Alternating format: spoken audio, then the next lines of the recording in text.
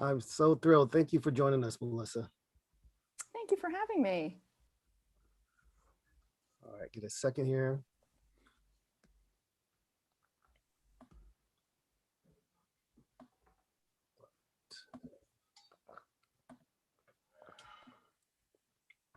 You guys good? Okay. So much has changed over the years as far as technology goes and the advancement of medicine. But as far as the best tool, let me start that one over, guys. Sorry, I have something hanging out here. There we go. Let me try that again. All right. Okay. All right, let's start over. So much has changed over the years as far as technology goes and the advancement of medicine. But perhaps the best tool for any physician is that of empathy. My twin and I would like to welcome to the program Dr. Melissa Li Ning. Melissa is the medical director of international operations at the Cleveland Clinic. Dr. Li Ning is also a public speaker, and we are both a part of the Elite Speaker Services Group, an entire organization geared around finding and matching speakers with organizations in their events. I want to welcome Dr. Melissa Li Ning to the program. Doc, welcome to the Twins Talk It Up program. Thank you so much, David and Danny. It's an honor to be here. Thanks. Well, we're thrilled to have you, and it's so encouraging to be able to tie in several people from the same speaking bureau that we're a part of. And I just love what you're doing, not only as a medical professional, but also as a professional speaker. You've served in China, Doctor, as well as Abu Dhabi in the United Arab Emirates, as well as here in the United States. Can you share about your experiences in different cultures and how perhaps they impact your approach to medicine and treatment? Well, culture definitely impacts medicine. It impacts how the physicians deliver care. And it also impacts how people access care and how they view their physicians or view medications. So certainly in the US, we follow the tenets mostly of Western medicine. And certainly in China, traditional Chinese medicine has a huge part in terms of healing, and it's often combined with Western medicine in China. And then in the United Arab Emirates, it is a new nation, so their healthcare infrastructure is maturing, developing. And so most of the population is really newly coming to see the needs for healthcare. From a Bedouin society, most of them had home remedies or Bedouin doctors that they would go to find cures for their ailments, but they were using a lot of natural remedies to help them to heal. So again, culture, history, perceptions of how medications can help all impact the way that we kind of receive and implement the care that we deliver. And I love how you share that, Doc. This is David. And from time to time, my twin and I will try to identify ourselves for our listening audiences who might get confused as to who's asking questions or who's sharing. But what was interesting about what you shared and what you shared with me offline in terms of medicine in different cultures, different countries, there's still that element of how a doctor approaches his patients, how he approaches his practice, and the care that he or she has to display. So that's actually really across cultures. It doesn't matter. People still want to feel like their doctor cares. And so that's partly why we wanted to bring you on today. And I'm really grateful that you could share from your experience and really from your insight and all that you've done overseas and what you're doing here in the United States. So Doc, I'm excited to have you share some thoughts with us today. Thanks so much, David. This is Danny. When we think about empathy and leadership, we tend to think of somebody with a high EQ. We're not talking about IQ, we're talking about EQ. This is what terms today is emotional intelligence. But how would you define empathic leadership, and why is it such an essential leadership skill today, specifically in the medical field? Well, I think empathy, the definition of empathy is really imagining yourself as that person in their own shoes. It's actually not imagining yourself in their shoes. It's actually imagining you as them in their shoes. And as a physician, it's very important because in order to be able to help a patient, you do need to understand where they're coming from. I'm an endocrinologist, and so I take care of a lot of patients with diabetes. And so if I don't understand the context of their home, of their access to food, of their culture, what they eat and their physical activities, then it's very hard to help them to manage their diabetes. If I can't put myself in their situation, it's hard for me to prescribe the right medications or even prescribe the right lifestyle changes for them to get better. And as a leader, it's hard to motivate a team without empathy. In order for me to change behavior, to make a team more productive, I have to put myself as them in their shoes, right, to understand what motivates them and to understand how to help them to change and to feel empowered to be productive. And so without empathy, you can command tasks, but you don't change hearts or minds. So empathy is key. It's actually been proven to be more important to the bottom line than OKRs or KPIs. Wow. And so changing and transforming teams requires empathy. Melissa, this is David. I love how you share that it's not just putting yourself in their shoes, but it's being in their shoes and feeling how they feel. It's like understanding that you're gotta envelop this mindset that it's not just about how I would feel in their shoes. It's how do they feel being in their shoes. And I also appreciate how you share about leading teams. Mm-hmm. And so many organizations, you'll hear the CEO say, the bottom line, we just got to grow. We need profit. But somewhere down that list, there's their employees they care about. But would you want to work for that kind of organization, or an organization where the leadership says, no, what matters most is our employees, because without them, we cannot get the product or the service out to the customers that we need to satisfy.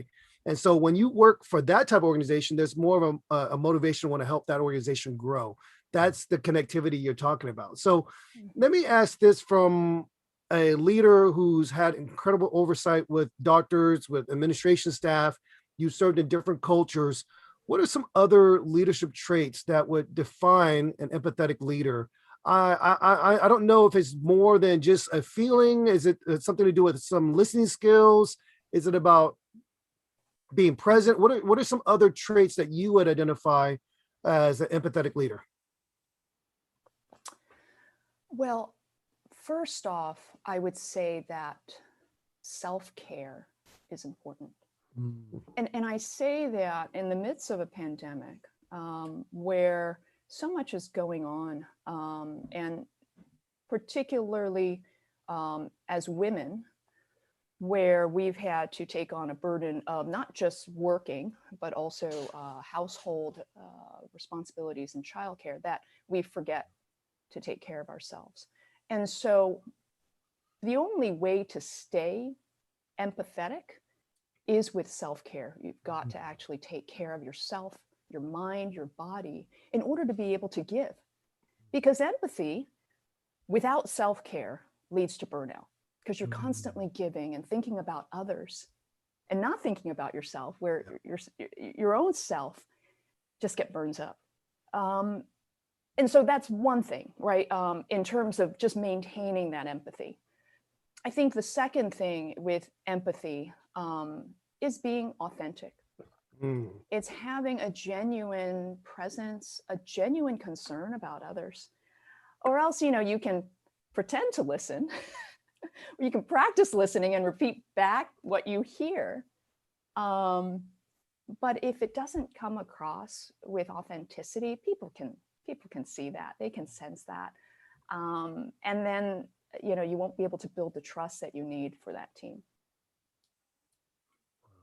That is amazing. This is Danny. I appreciate you giving the context, because you said it so perfectly, doctor, that people can say the right things back, but man, I better feel it.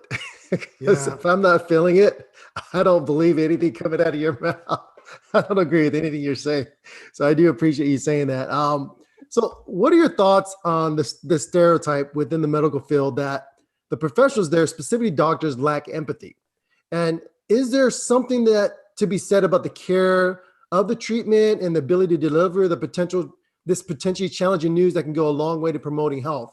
And I say this because, as we talked about a little bit earlier before our call, in my personal mindset, this stereotype that I carry is that a woman doctor is going to take care of me better, is going to care about me more, will ask deeper questions about who I am and what I am and what I do, and will not rush me out the door to see another patient.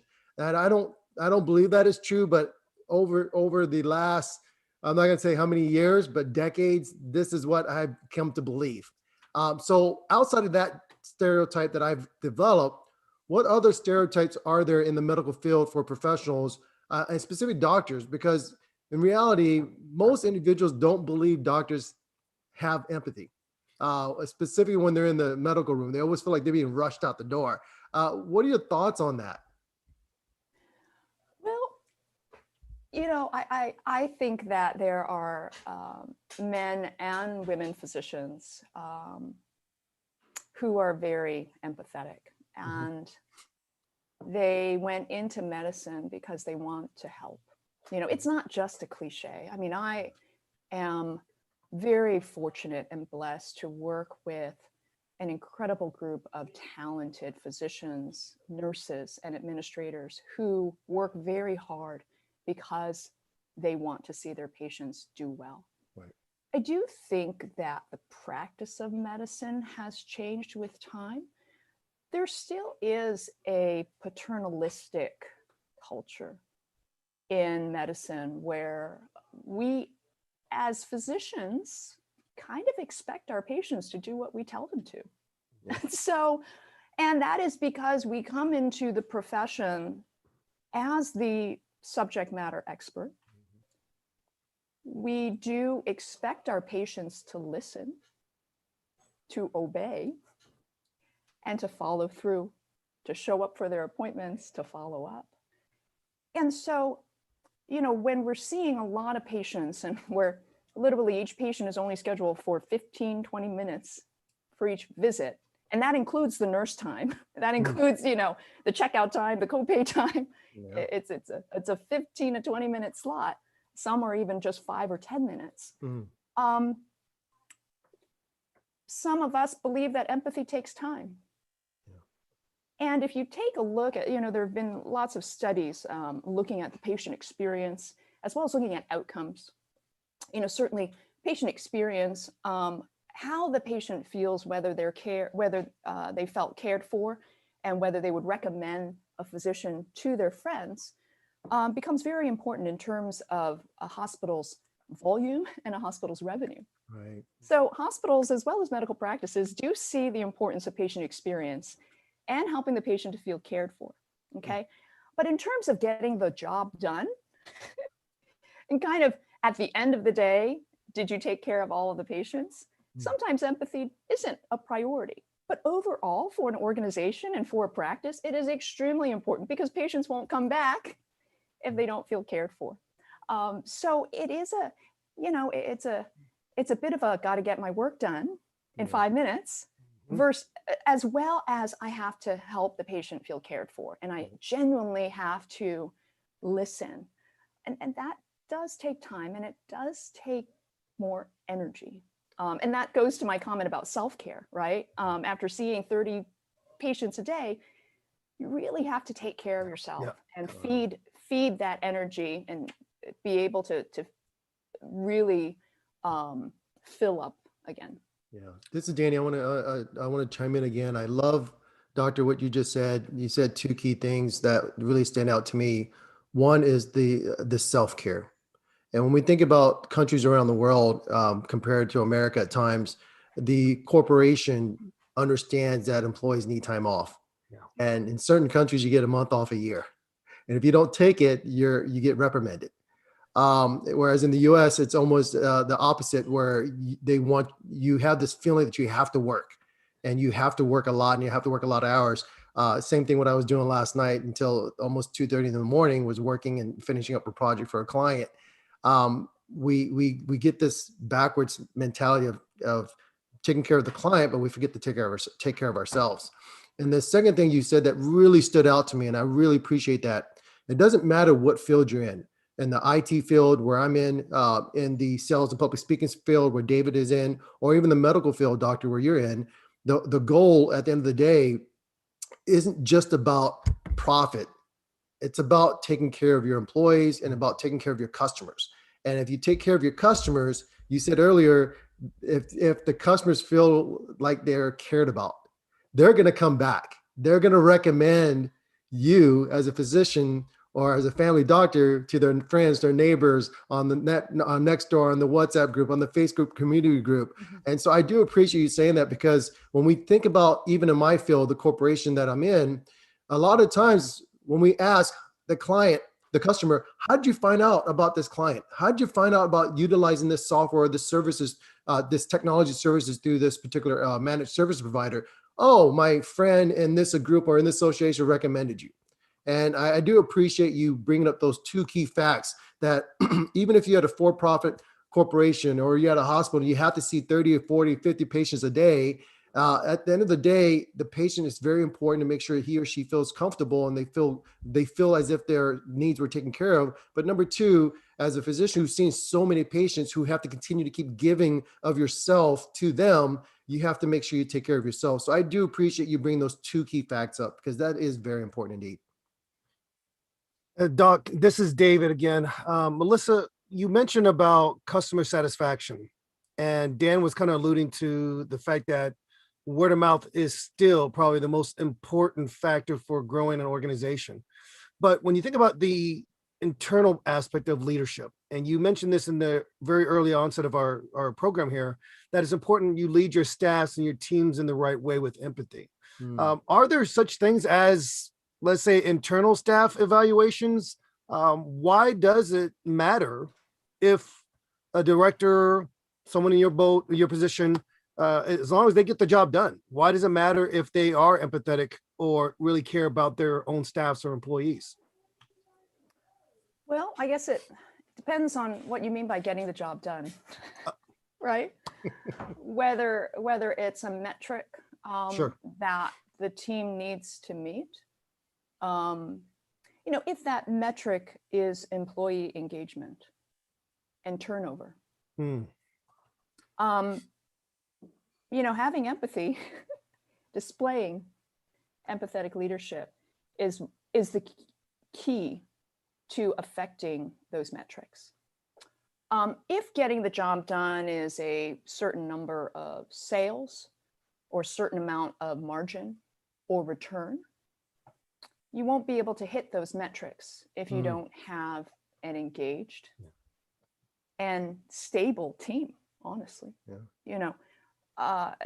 You guys know this. Corporations spend a lot of money recruiting, training, and on turnover. I think for physicians, I think it costs upwards of $100,000 to recruit one physician. Wow.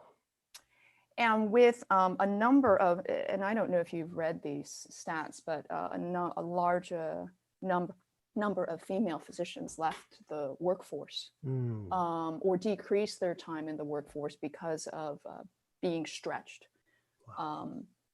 And so an organization would need to spend a lot of resources in order to replace and replenish their workforce. And so again, the bottom line is going to be affected by how impactful and how motivating, as well as how purposeful the leader is. And if the team has a vision and has a common sense of purpose, you'll hit the bottom line. It's not a problem, because everybody is going to be helping each other, supporting the team in order to get the job done. Yeah. And so getting the job done requires the team to work together. And if everybody's just out for themselves, very hard. It's very hard. I feel like it just takes a lot more energy to get the job done. That's true. That is so true. This is Danny, by the way. I love the fact that you said that it takes a lot more energy. And here in the Western world now, we're starting to take into our daily lives and our mindset now this concept of energy, this concept of flow, the concept of these vibes, right? That can actually bring us up or bring us down. That has been known all around the world, but we're now starting to take that in. And my wife will say, you know, that energy is just bringing me down. I got to leave before I'm not happy anymore. Like, what are you talking about? So I'm really happy that you brought that in, because when it comes to leading teams, and I've led global teams around the world in APAC and America, it's all over the world at the same time, where I've had to get up and basically at 4 o'clock in the morning to do an interview and to lead a team all the way up to 12 o'clock midnight because of the different teams I've led around the world. And all those teams I've led around the world, I've really had to make sure that even though I'm exhausted, I'm tired, that my energy is at an all-time high, because each of my employees around the world in those different countries have to be able to sense that I am just as excited to talk with them, excited to coach them and mentor them, even though I'm not physically there. So I really believe that as a team, as a whole, we've all had to have that same energy, because we all have a goal of making our numbers. We have these KPIs or the MBOs, the key performing indexes, the management business objectives, whatever you want to call them around the world. We all want to be successful. And so we just all make sure we have the same energy in order to make it happen. I want to ask this question that I'm hoping that you can give us some insight here, because there's some people who are more naturally gifted at quickly sensing other people's experiences. So can empathy be learned, or is this more of an innate trait, or can it be something that people can actually develop over the years? So you're right, Danny. Some people do have a more innate ability to sense other people's feelings. And some people have a more natural ability to be aware of themselves. Right. But empathy can be learned, and it does take the individual being interested in learning to be empathetic and being trained in that, as well as organizations investing in leadership development that includes empathy training. Wow.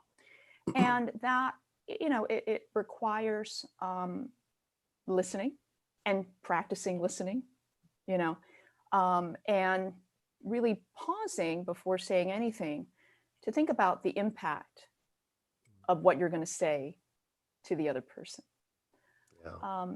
To your previous point, Danny, about energy,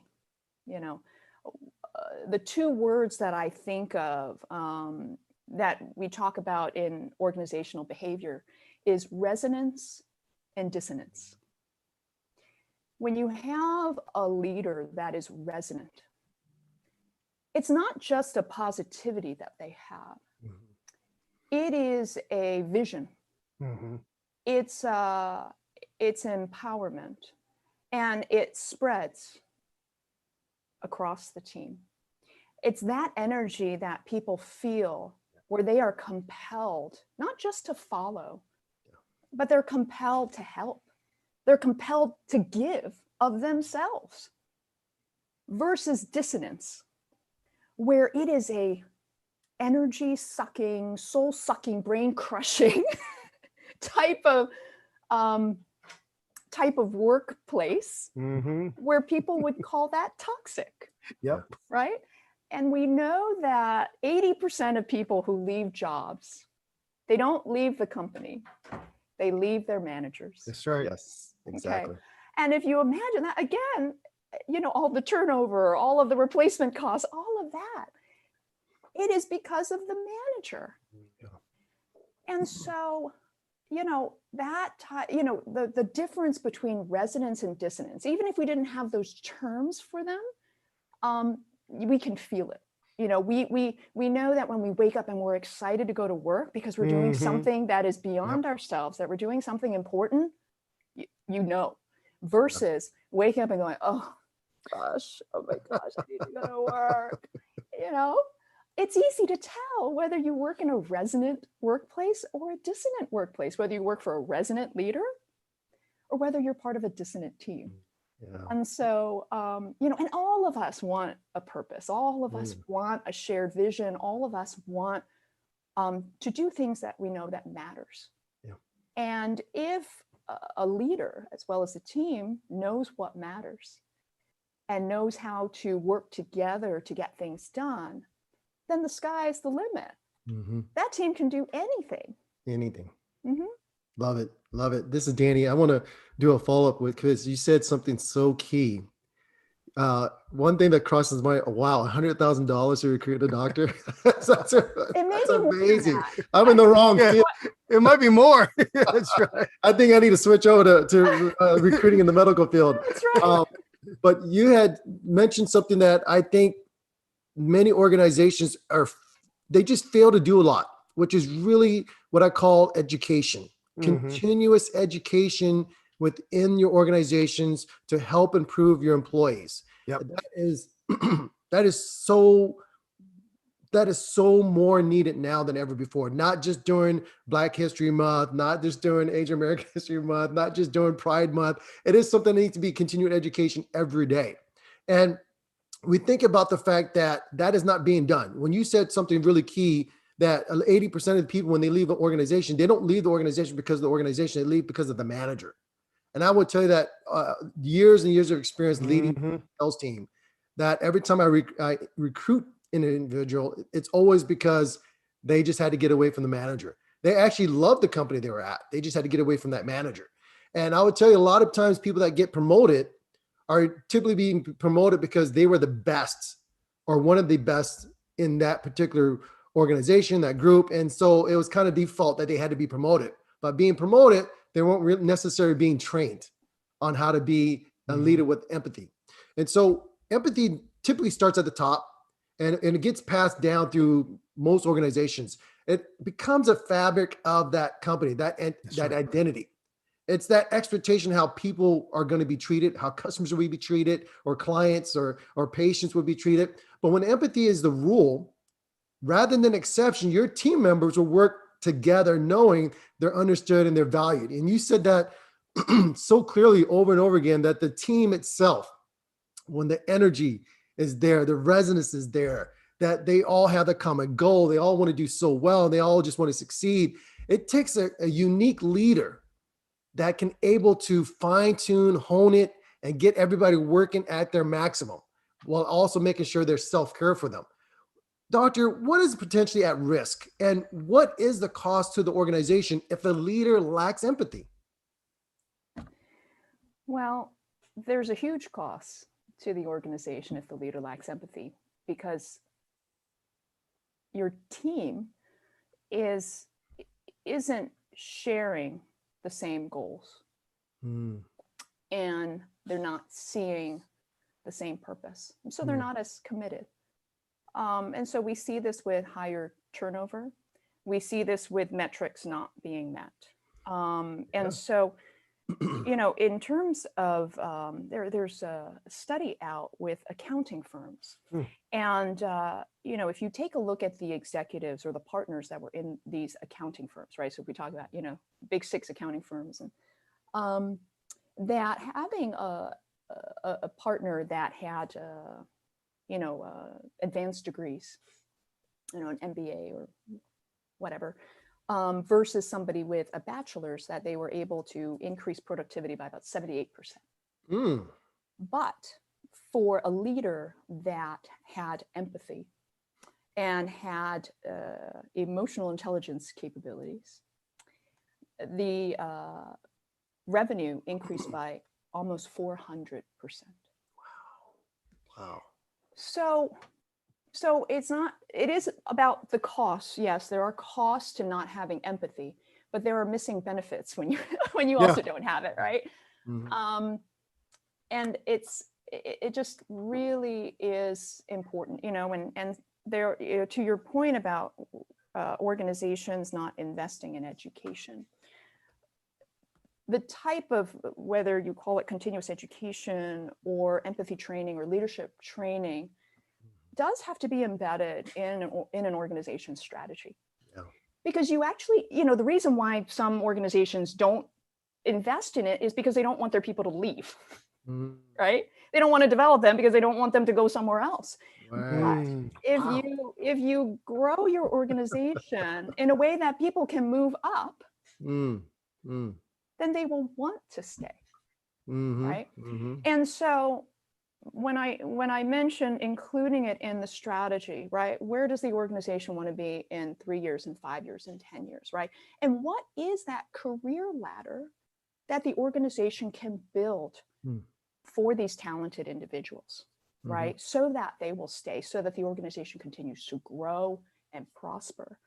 And so, we had to think about this when in Abu Dhabi, when I was the chief of medical informatics. So I was overseeing medical IT there. And within our group, there really wasn't much of a career ladder, particularly for nurses who were going into medical IT.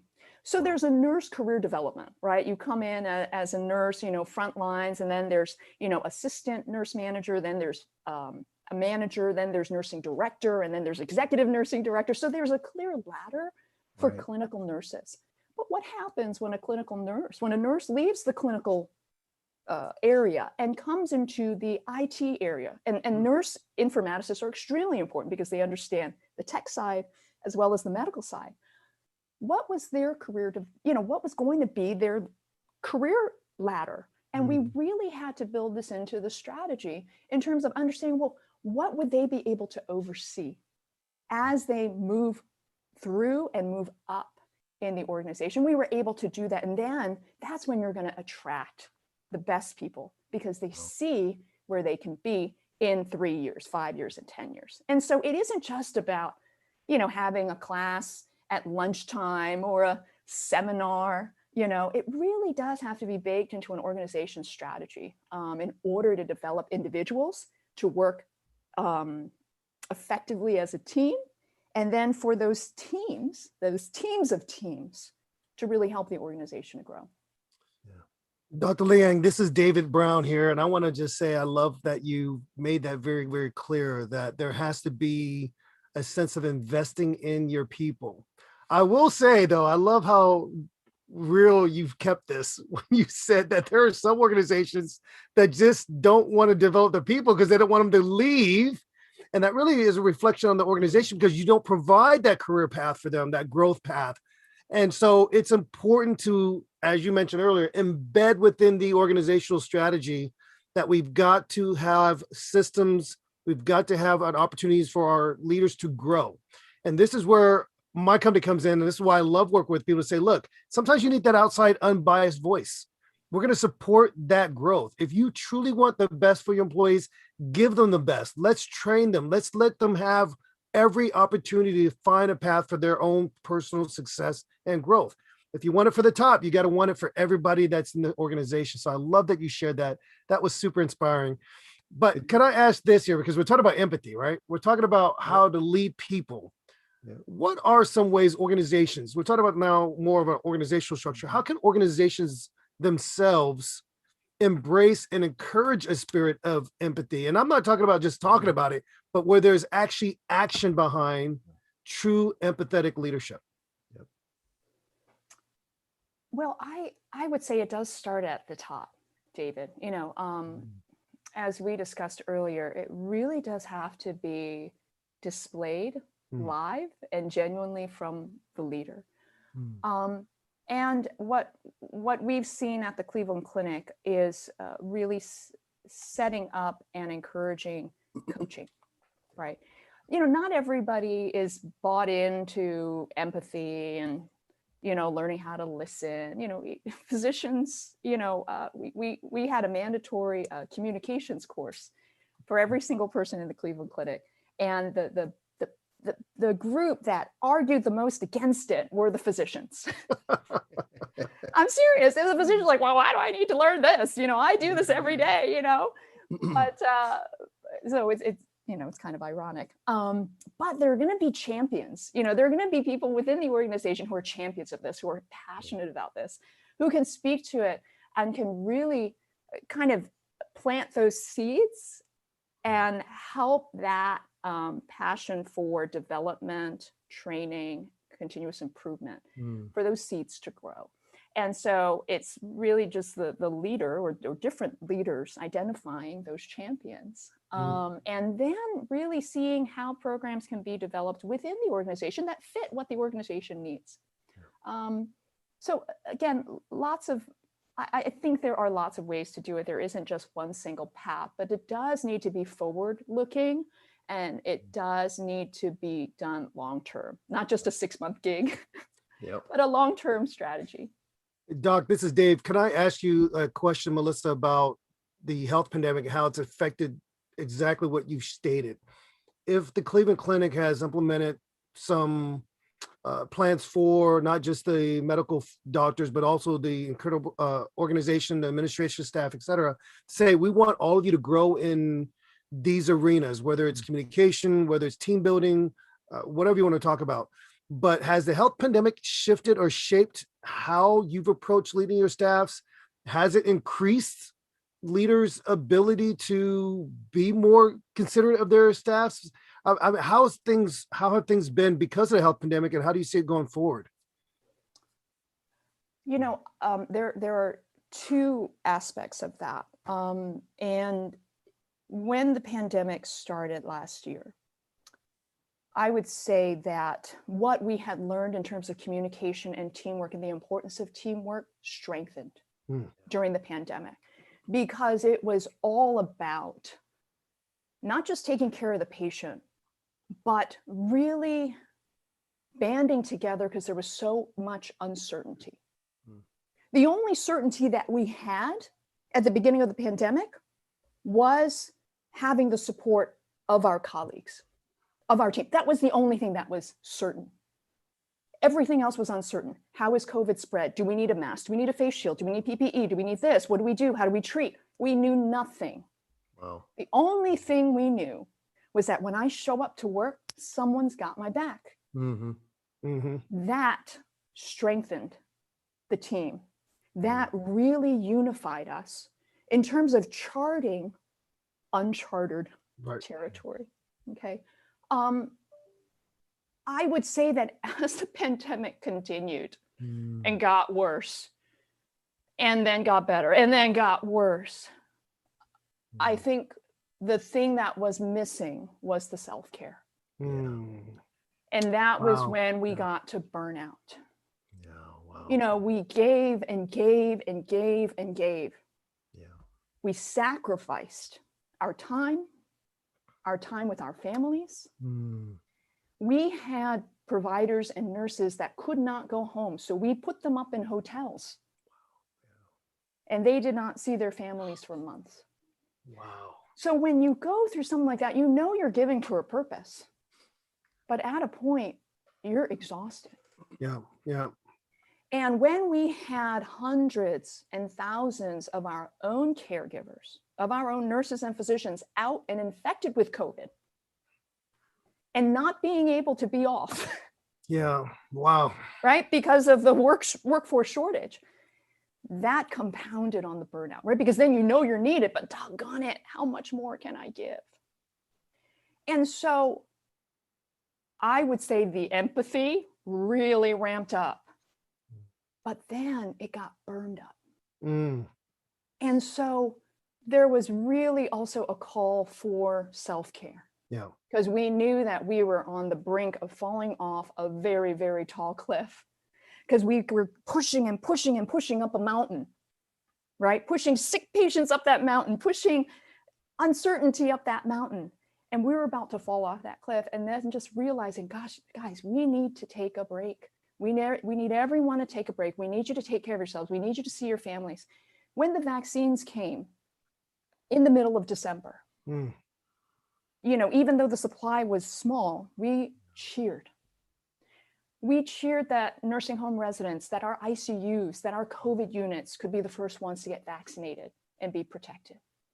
And it really wasn't until the beginning of this year where we really started to breathe a sigh of relief.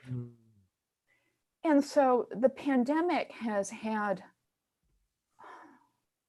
an incredible impact, and it's changed a lot of things. It certainly ramped up the need for empathy in order for the organization to move all in one direction, but it really highlighted the importance of every individual, the need for every individual, as well as the need for self-care to prevent burnout. Because burnout is not an individual thing. It's a systemic thing. It is related to the system that you're in, not related to the individual's capacity to battle stress. Okay, the system needs to be able to allow for self-care. And so we certainly saw that as an organization.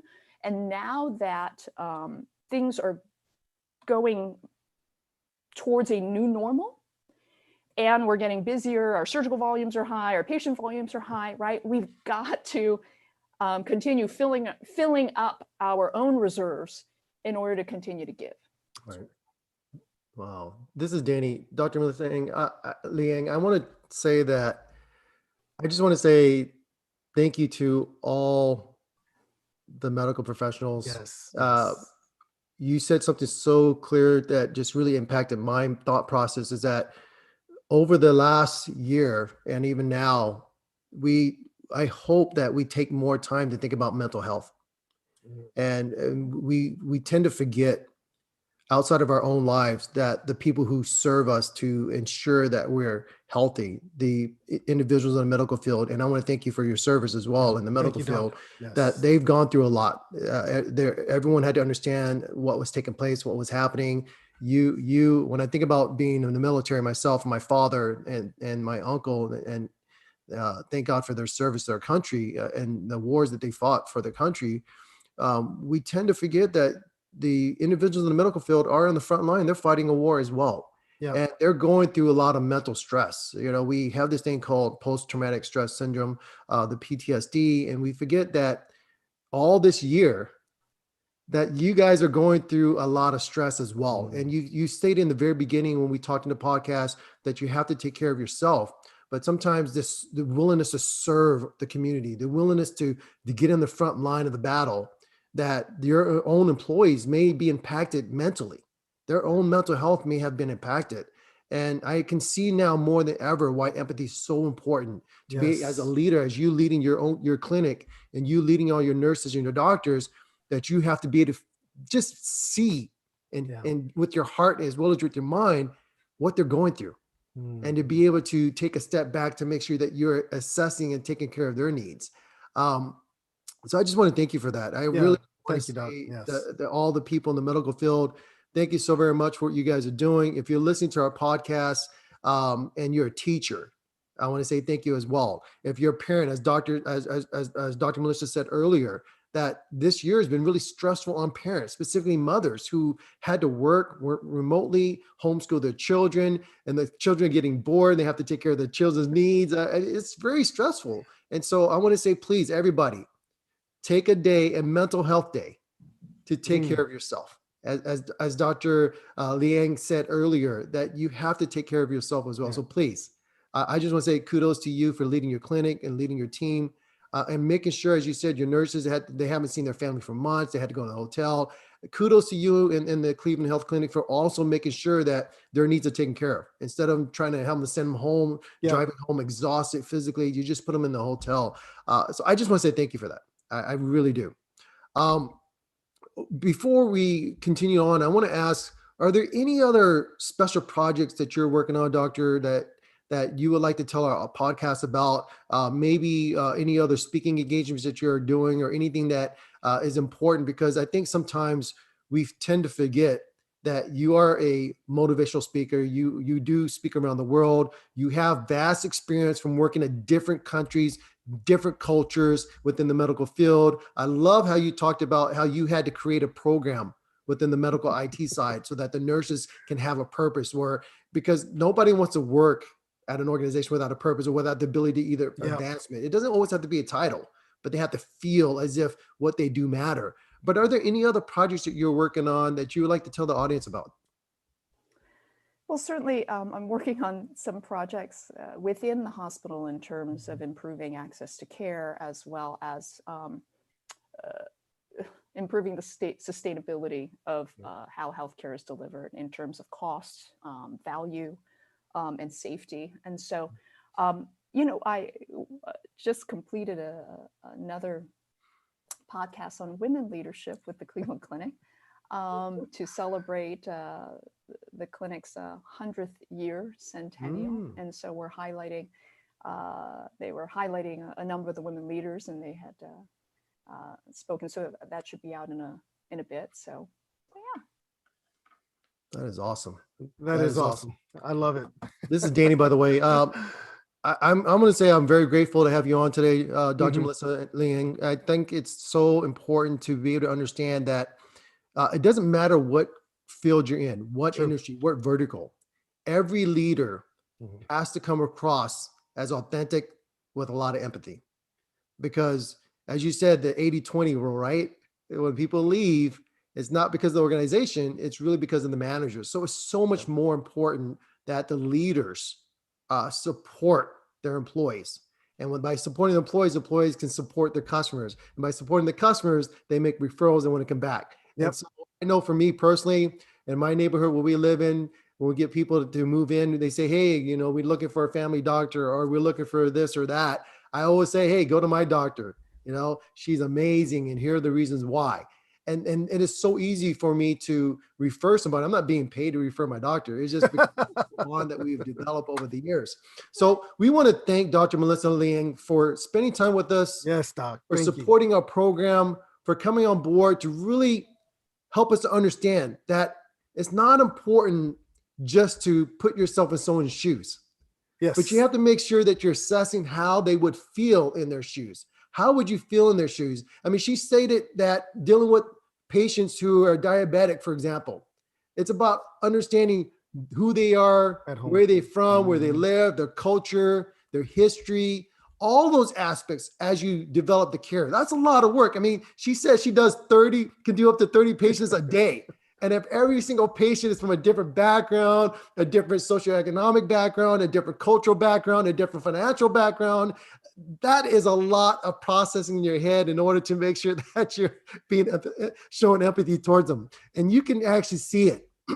There was an article in the Harvard Business Review that entitled, "What Makes a Leader?" So Dr. Daniel Goleman isolates 3 reasons why empathy is so important: the increasing use of teams, the rapid pace of globalization, and the growing need to retain talent. Dr. Coleman stated that leaders with empathy do much more than sympathize with people around them. They use their knowledge to improve their companies in subtle but very, very important ways. What a pleasure it is for us to have Dr. Melissa Liang on our show today, to join us today.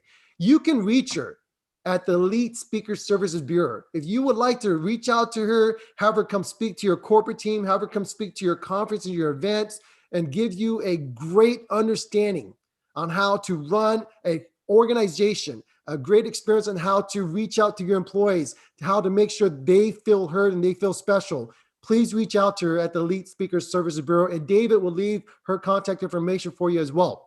Until the next episode, please be safe, please stay productive, and please take a day to take care of yourself. Thank you so very much, Doctor, for joining us on the Twins Talk It Up podcast. Thank you so much for having me. Thanks, Doc. You're awesome. I appreciate it. And it's so good to see you. Hold on 1 second here. I'm going to keep you guys on.